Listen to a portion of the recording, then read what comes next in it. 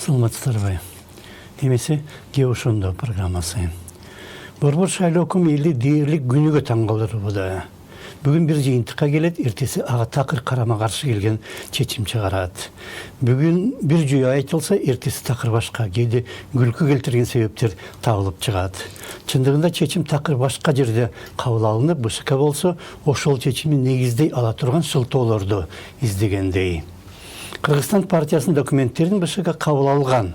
Жана ал тууралуу мектеп окуучусунукундай тамтыгы кеткен журналга жазылган убакыт кол менен оңдолгонун баарыбыз көрдүк.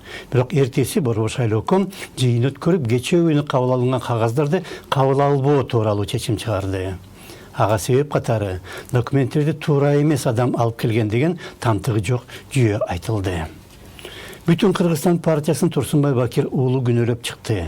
Партия курултайында бекитилген тизмеде ал алдыңкы орунда экен. БШКга тапшырылган тизмеде болсо ылдый түшүп кетиптир. Анткени $200 000 төлөгөндөр алдыга чыгыптыр.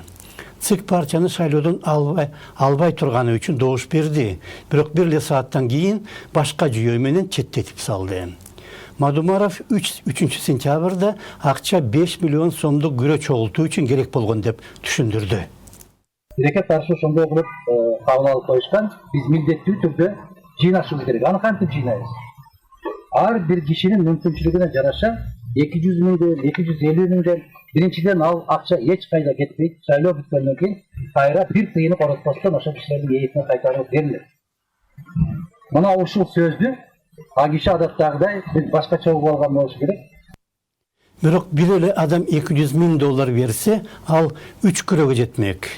Анткени менен ЦИК акча маселелерин көтөрбөстөн добуш берүү процедураларына тийишти. Эми сот болушу мүмкүн, бирок соттор дагы БШК сыяктуу эле бийликке көз каранды.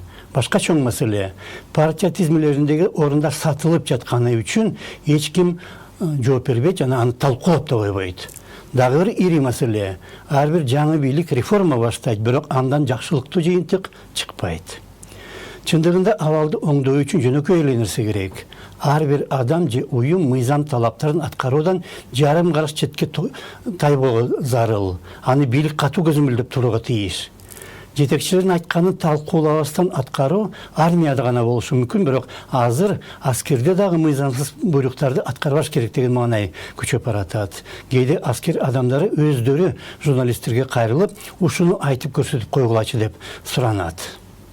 Мыйзам талаптары аткарылбагандыктан кандай гана маселе чыгып жатканы тууралуу журналисттер гана эмес, бүткүл коом канча жылдан бери какшап келет, бирок ошондой башаламан абал бийлик үчүн өтө пайдалуу. Анткени коомдо канчалык чакчелекей болсо, ошончолук өзүн билемдик менен аракеттенсе болот. Журналистикада дагы, коомдо да баш редактор же жетекчи кандай болсо, маалымат каражаты же уюмдагы ошондой болоору белгилүү. Бийлик дагы бир такай ар бир уюм же чиновник мыйзам чегинде гана аракеттениш керек дейт. Бирок чындыгында коомдо андай көп болбойт. Анткени ошентип сүйлөгөн бийлик айткандын аткарылышын катуу деле талап кылбайт жана талап аткарбагандар жазаланбайт. Бирок абалды чындап эле өзгөртөм жана атым тарыхта калсын деген бийлик өзү жакындары үчүн эмес, жалпы элдик кызыкчылыкта аракеттенгени жакшы. 70 жылдык советтик мезгилде биз трибунадан бирди сүйлөп, чындыгында башканы жасаганга көнүп калганбыз. СССРде кабыл алынган конституциялар өтө демократиялуу болгон, бирок саясатта чындыгы демократиянын жыты да жок эле. Эгемендик жылдарында болсо ошондой бузулган менталитет менен коомдук пикирге кайра жаралган феодалдык эски салттар да кошулгандыктан абал оңдоло албаган чекке жетип бараткандай. Сингапурдун премьери Ли Куан Ю диктатор болгон, бирок алаккандай мамлекетин дүйнөдөгү алдыңкы катарга чыгарды. Анын бир айтканы бар: менин алдымда 2 жол болгон. Биринчиси өзүмдү жана жакындарымды байытып, бирок элди мурунку абалда калтыруу.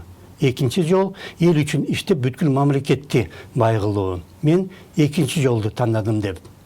Биздин жетекчилер экинчи жолду Ли Куан Ю тандап кеткендиктен бизге биринчи эле жол калыптыр деп аракеттенгендей. Кыргызстан такай биринчи жолдо бараткандай. Ошондо саламат калыңыздар.